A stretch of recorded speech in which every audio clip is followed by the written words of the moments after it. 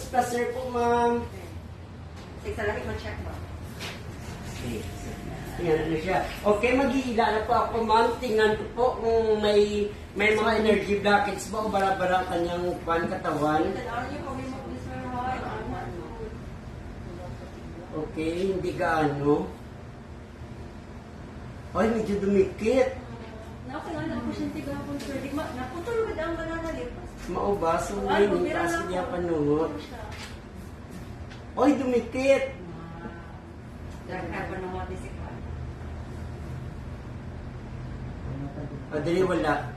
Pero tubig-tubig siya gamay. Dali wala pa ayo. So, ma'am, dala pa ako sa banana lip scanning. Now, I'll have to proceed sa hand scanning to prove kung talaga bang may mga lamig-lamig siya dito. So, sa hand scanning natin yung tawag na pagsalas. Okay, yung medyo gahit dili, sir. Mula na, dili ang mga lamig-lamig. Tinuod dili ay ang banana lip scanning.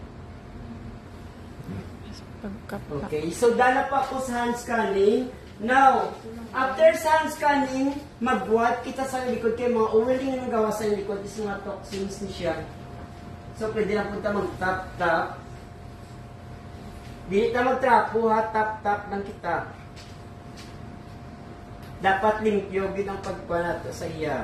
Okay, dana, since nakuha na nato ang mga excess oil or mga toxins sa kanyang katawan, magbalik na punta ka plasang oil.